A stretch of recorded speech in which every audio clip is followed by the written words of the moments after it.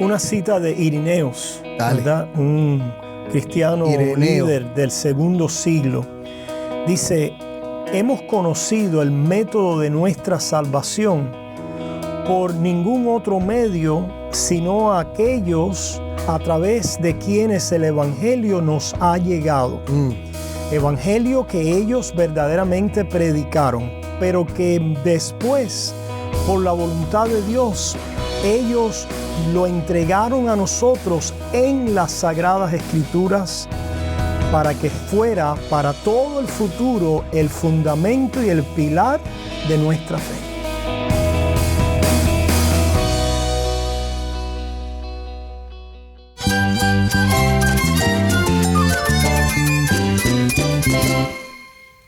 Cristo es mi todo. Cristo es el Rey del universo, es quien guía nuestras vidas. Él es grande y amoroso. Él es real. Solamente Jesucristo es nuestro Señor y Salvador. Es mi guía quien me fortalece. En Cristo Jesús hay esperanza, hay paz. Y nuestro Dios es un Dios de rescate. Estás escuchando El Faro de Redención. Cristo desde toda la Biblia, para toda Cuba y para todo el mundo. Hola, soy el pastor Dani Rojas, el director y locutor del Faro de Redención. Gracias por acompañarme hoy. Te recuerdo que estamos en una breve digresión de nuestro estudio sobre Romanos para presentarte una nueva serie muy especial que se titula Sola Scriptura, el poder de la palabra de Dios en la Reforma. Y a lo largo de esta semana vamos a estar explorando cómo esta verdad fue defendida desde los padres de la iglesia hasta los reformadores como Lutero, Calvino y Zwinglio, y cómo sola escritura se convirtió en el fundamento de todas las demás solas de la fe cristiana. Hoy vamos a viajar atrás en el tiempo, muy atrás, mucho antes de Lutero y mucho antes de la Reforma, para descubrir algo sorprendente. ¿Acaso los primeros cristianos ya hablaban de la autoridad suprema de la palabra de Dios? Junto a mis hermanos Mike Pileggi, Jason Arevalo y David Menéndez, exploraremos cómo los padres de la iglesia enfrentaron las herejías, defendieron la verdad y se apoyaron en las escrituras como su fundamento. Prepárate para ver que sola escritura no nació en el siglo XVI, sino en el corazón mismo de la fe cristiana desde el principio. Así que quédate conmigo para ver a Cristo en su historia. Antes de comenzar, te quiero recordar que tenemos un número de WhatsApp donde puedes enviarnos un mensaje. El número es 1-909-237-8762. De nuevo, 1-909-237-8762. Nos encantaría recibir un mensaje de voz tuyo. Y cuando nos envíes ese mensaje, cuéntanos desde dónde nos escuchas. Escuchar de nuestros oyentes siempre nos anima, así que no dudes en ponerte en contacto con nosotros.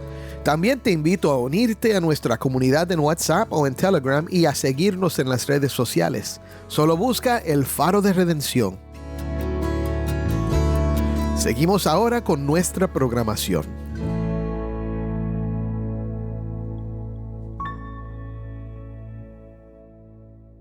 En el IV siglo, un teólogo conocido como uno de los padres capadocios, llamado Gregorio de Niza, dijo esto en una carta contra Eunomio. Dice así: no nos es lícito tal licencia, a saber, afirmar lo que nos plazca.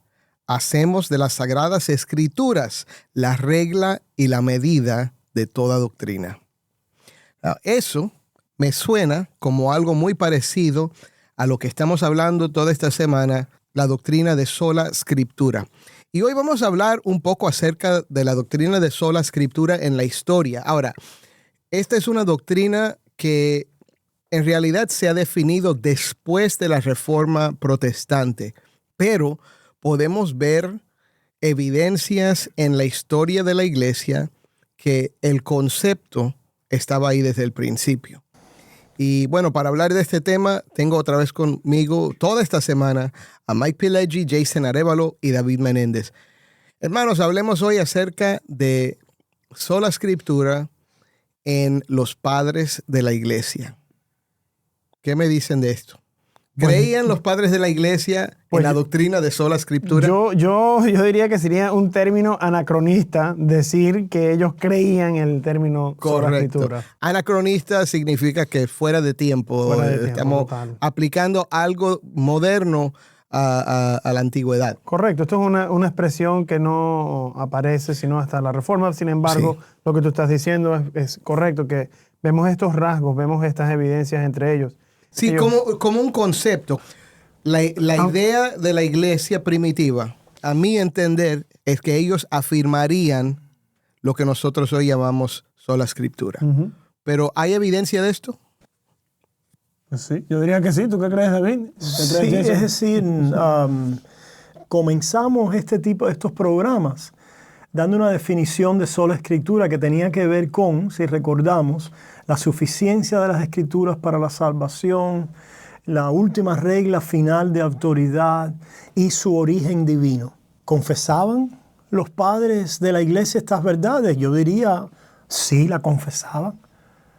Que no tenían que saber la articulación o el contexto o las controversias que existían durante el tiempo de la Reforma no eran las que ellos estaban enfrentando en esos primeros 3-4 siglos de la historia. No, pero confesaban estas verdades. Sí, yo diría que sí. Tenemos amplia evidencia que ellos sí la confesaban, sobre todo los padres antinicenos hasta el 3º o 4º siglo. Okay. ¿Quiénes eran los antinicenos? Bueno, aquellos ¿verdad? Pensadores, pastores y quizás hasta obispos que tienen una fecha desde antes del concilio de Nicea en el 325. Pues hay documentos que son extrabíblicos, pues después del libro de Apocalipsis haber sido escrito, que se utilizaban como instrumentos de enseñanzas, el didaqué, que significa literalmente enseñanza, que era un instrumento de discipulado, que fue escrito por ahí en el siglo I, o sea, que bien cerca ya al libro Apocalipsis haber sido escrito, y en referencia a las escrituras, está escrito en el didaqué, dice que no añadas nada a estas palabras ni quites nada de ellas. Obviamente está haciendo una referencia al mismo libro de Apocalipsis, pero también está haciendo referencia al libro de Deuteronomio, está haciendo referencia a que no se le puede añadir nada a la palabra de Dios y no se le debe quitar nada, pero está apelando ¿a qué? No es solamente no le quites porque no quiero que se me olvide, es no le quites porque está presumiendo, pues obviamente, la realidad de la autoridad de la palabra de Dios. Ahora otra vez, Mike, ¿en qué siglo fue ese? En el siglo I. El siglo I. Ahora, para los que no entienden el concepto, el siglo I es antes de 100 años después de Cristo. Esos primeros 100 años. Es el primer siglo. Uh-huh. Sí, porque a veces quizás la gente diga, bueno, el siglo I, ¿qué es eso? Entre 0 y 100 años es el primer siglo. Y se estima que fue escrito más o menos en ese tiempo, en el siglo I. O sea, no tengo la fecha exacta, pero imagínate. Estamos hablando de que es algo reconocido, reconocido por estos padres que estamos hablando. O sea, las iglesias primitivas también utilizaban estos documentos para hacer catequismo a sus...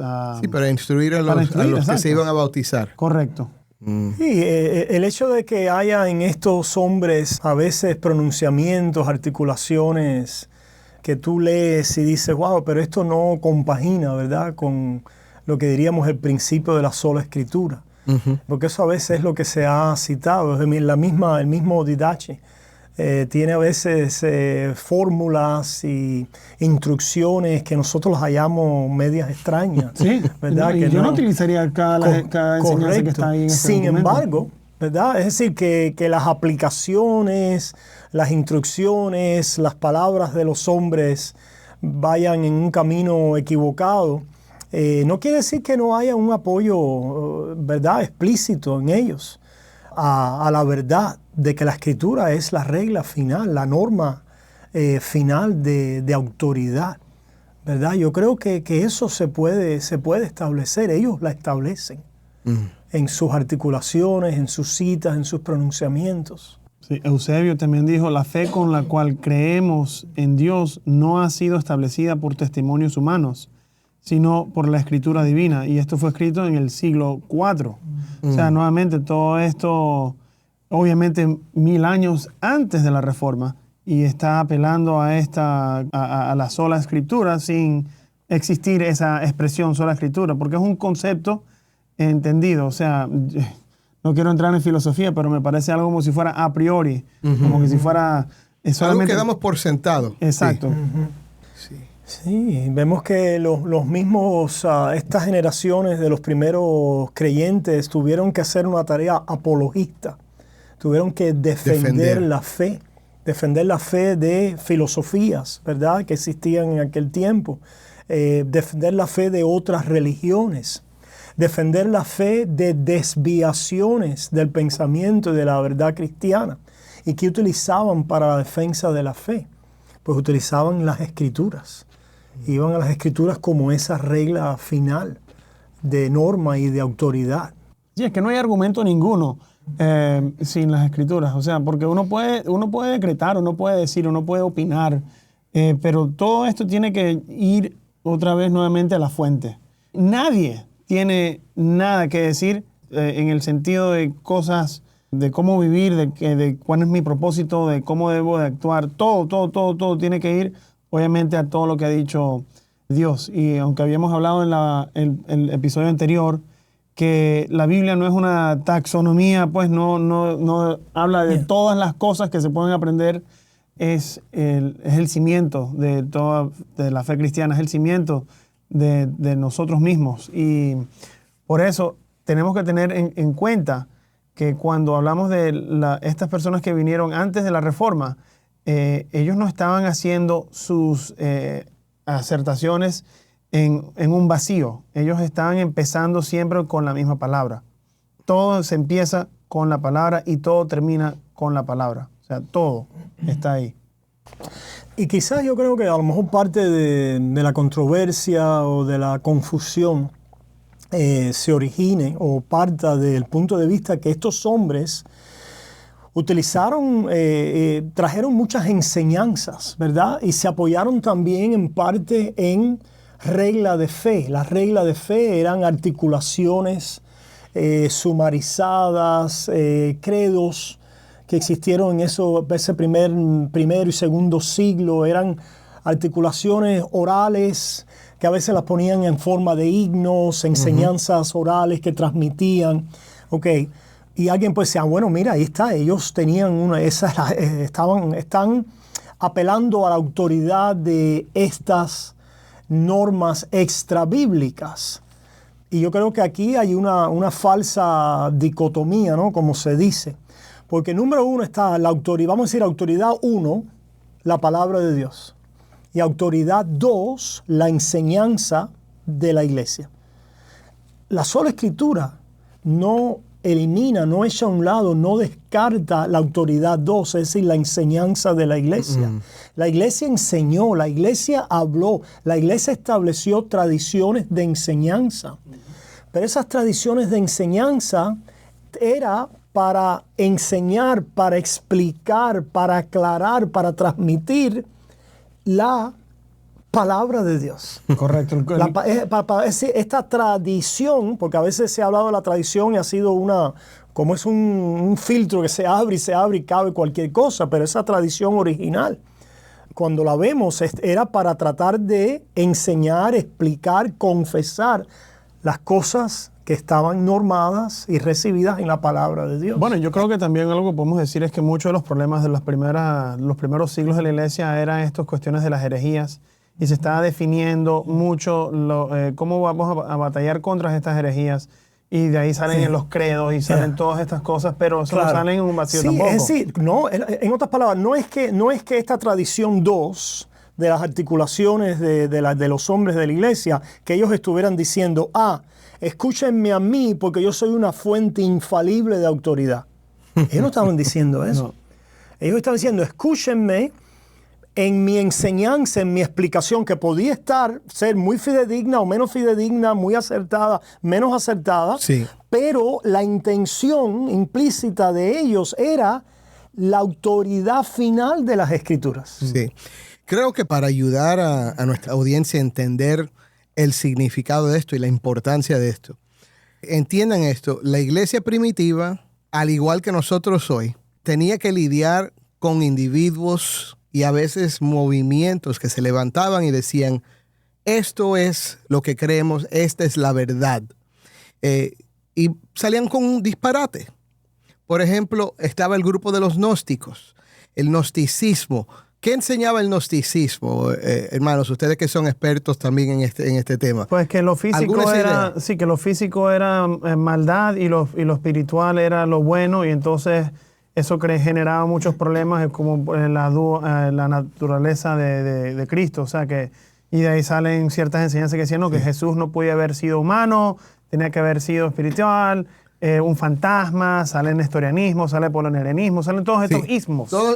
Otra vez, diferentes ideas que cuando las comparamos con las Escrituras se ven como disparates. Pero si no hay una regla, si no hay algo si no podemos apuntar a las Escrituras y decir, miren, lo que ustedes están diciendo puede sonar muy bonito, puede ayudarlos a visualizar esas ideas, pero está en contradicción a lo que dice la palabra de Dios y por lo tanto no lo podemos aceptar. Si no hay eso.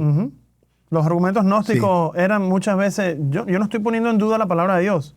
Yo creo en lo que dice Juan, pero también creo en esto. Sí. Y entonces hay mucha contradicción entre ellos, y eso era lo que hacían los apologéticos, los apologistas en esos tiempos. Ellos obviamente decían, ¿cómo tú vas a decir esto cuando esto es lo que está escrito? Correcto.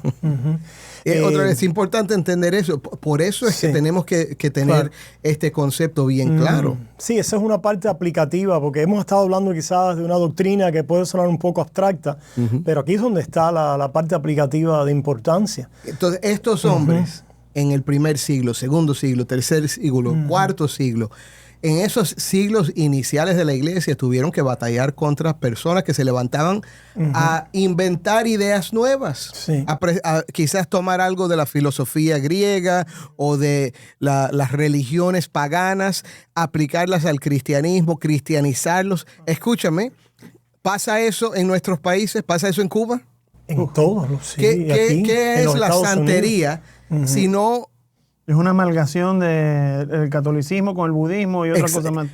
Y con la religión yoruba. Lo que digo es que ellos han tomado estas cosas, se han parado a añadirlos a la fe cristiana, entre comillas, y entonces presentan doctrinas, enseñanzas. Mire, yo me he sentado con santeros que me hablan de doctrinas desarrolladas y usan incluso palabras que suenan cristianas y términos como gracia y cosas así. Un sincretismo. Es un sincretismo, por supuesto, pero la cosa es que si nosotros no nos aferramos a esta doctrina de sola escritura, entonces cualquiera se puede parar y decir lo que le dé la gana. Si suena bien y si puede conseguir que gente le siga, va a tener una religión nueva.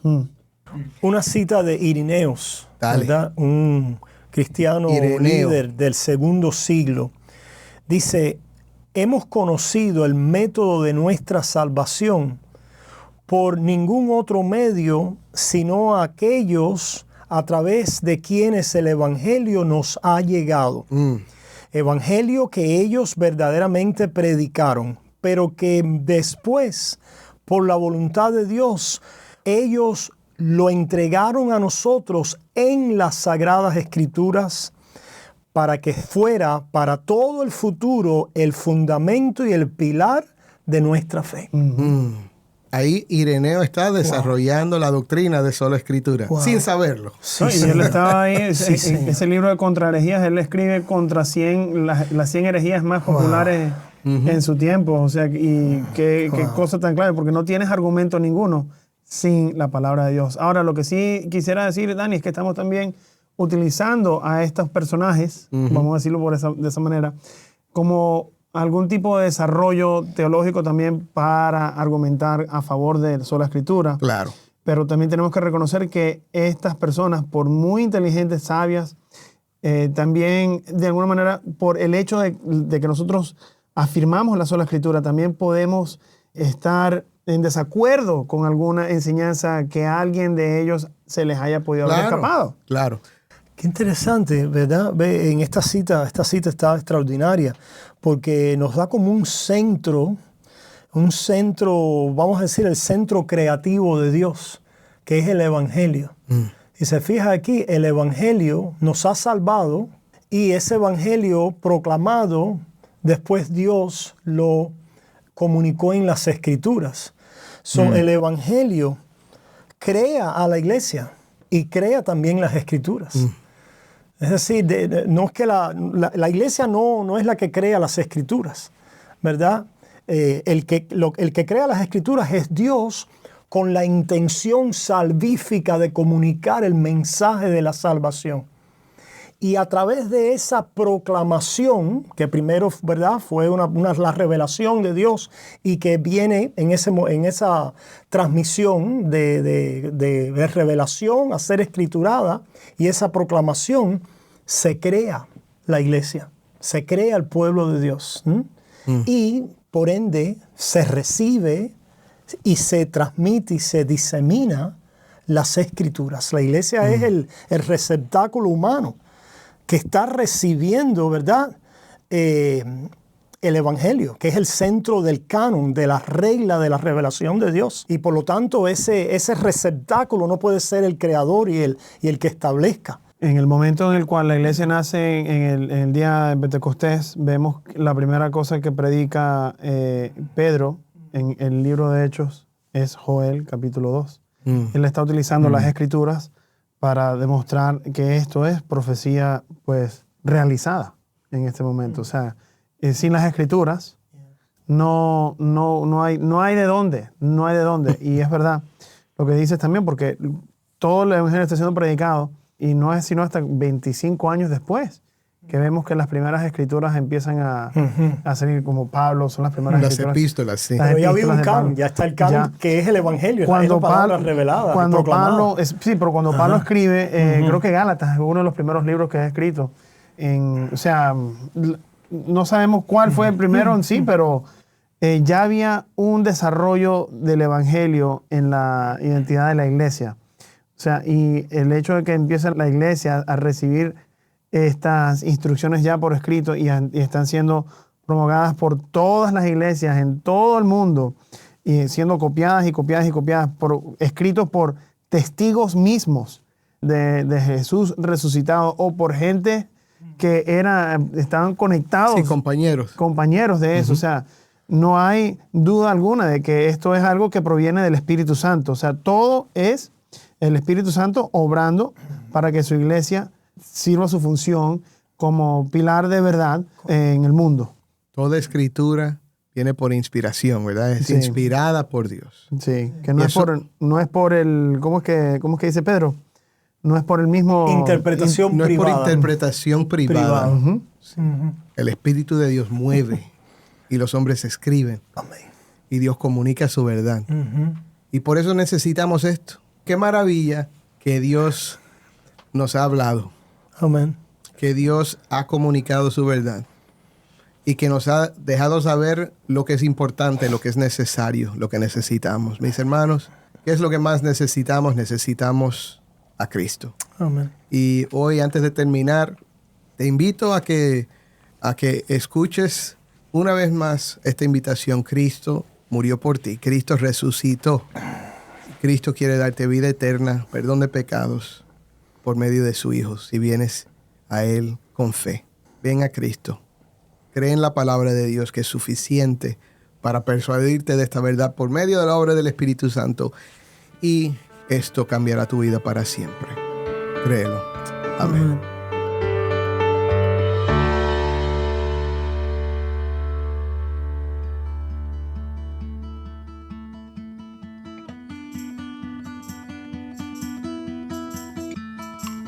Hermanos, cuando pienso en aquellos primeros creyentes que defendieron la verdad en medio de tanta confusión, me doy cuenta de algo. No tenemos otro fundamento más firme que la palabra de Dios. Ella no cambia, no se contradice y siempre que hace nos lleva a Cristo, el centro de toda revelación. Hoy te invito a hacer lo mismo que ellos hicieron. volver una y otra vez a las Escrituras, dejar que ellas gobiernen tu fe, tu esperanza y también tus decisiones, porque cuando tu vida se apoya en la palabra, te apoyas en Cristo mismo y en Él nada te falta.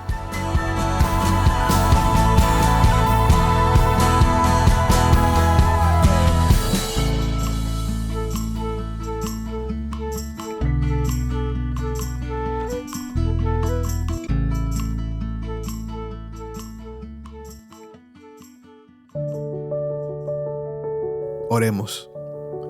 Padre, te damos gracias hoy por esta conversación y por estos hermanos.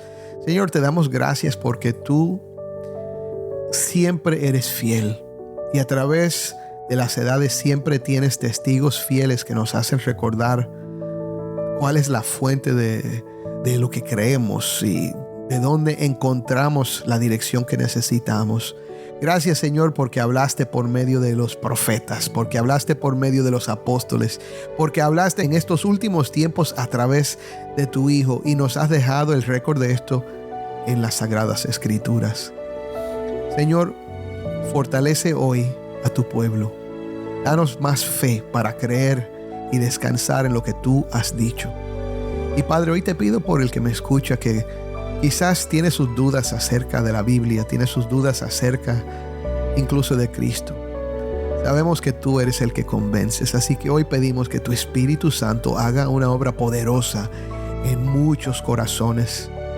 Padre, que hoy muchos pongan su fe en Cristo Jesús. En su nombre oramos. Amén.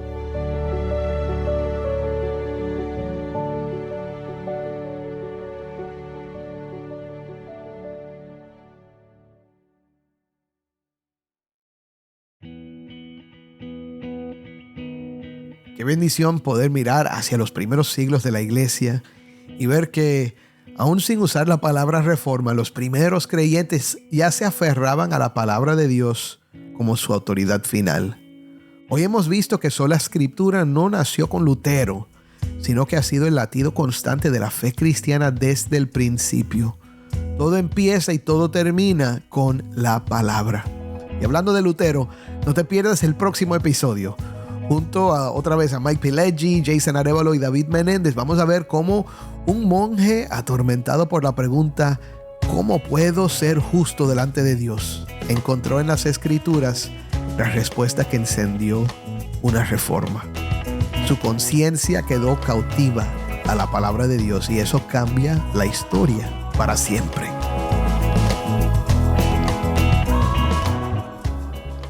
Mi hermano, si este episodio te ha bendecido, envíanos un mensaje por WhatsApp al número 1-909-237-8762. De nuevo, 1-909-237-8762. Nos encantaría recibir un mensaje de voz tuyo. Cuéntanos desde dónde nos escuchas. Escuchar de nuestros oyentes siempre nos anima, así que no dudes en ponerte en contacto con nosotros. Estamos agradecidos por tu apoyo y oramos por ti a diario. Gracias por ser parte de la comunidad de El Faro de Redención.